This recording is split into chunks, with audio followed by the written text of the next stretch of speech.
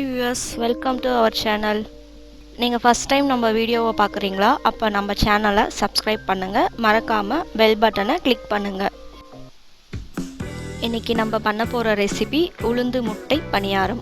பனியாரம் செய்ய தேவையான பொருட்கள்: கெட்டியாக அரைத்த உளுந்து 1 கப், 2 முட்டை, பால் சிறிதளவு, தூள் செய்யப்பட்ட சர்க்கரை 1/2 கப். ஒரு பவுல் எடுத்துக்கோங்க, 2 முட்டையை உடைச்சி ஊற்றிக்கோங்க. பொடி பண்ணி வச்சுருக்க சர்க்கரையை இதில் சேர்த்துக்கலாம். இப்போ இதை நல்லா பீட் பண்ணுங்கள்.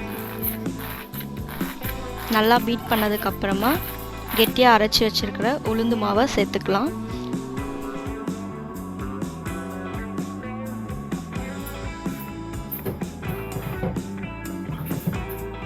எல்லாத்தையும் சேர்த்து நல்லா பீட் பண்ணுங்கள்.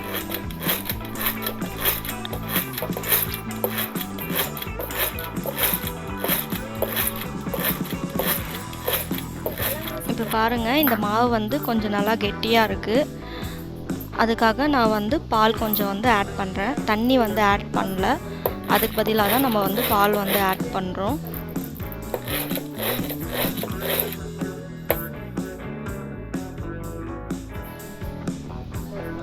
ஸ்வீட் கொஞ்சம் கம்மியாக இருக்குது, அதனால் நான் இன்னும் 1 ஸ்பூன் அரைத்த சர்க்கரையை ஆட் பண்ணியிருக்கேன்.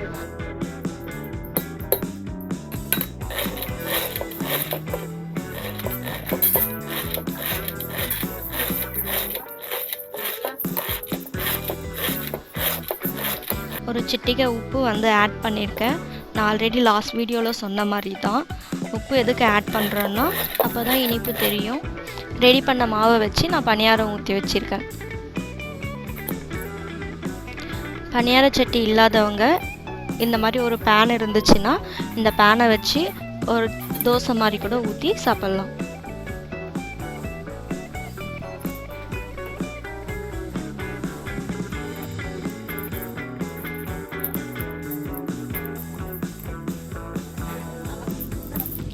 ஓகே வியூவர்ஸ், பாருங்கள், நம்மளுடைய ரெசிபி ரெடி ஆயிடுச்சு. இது ஒரு சிம்பிளான ரெசிபி. உங்கள் குழந்தைங்க முட்டை சாப்பிட்லன்னு ஃபீல் பண்ணிங்கன்னா இப்படி ஒரு ரெசிபியை செஞ்சு கொடுங்க. அவங்க முட்டை சாப்பிட்ட மாதிரியும் இருக்கும், ஹெல்த்தியாகவும் இருக்கும்.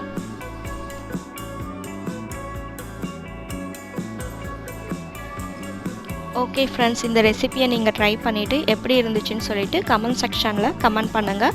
இந்த வீடியோ உங்களுக்கு பிடிச்சிருந்துச்சுன்னா லைக் பண்ணுங்கள், ஷேர் பண்ணுங்கள், மறக்காமல் நம்ம சேனலை சப்ஸ்கிரைப் பண்ணுங்கள். ஓகே ஃப்ரெண்ட்ஸ், அடுத்த ஒரு சூப்பரான ரெசிபியோடு நான் உங்களை மீட் பண்ணுறேன்.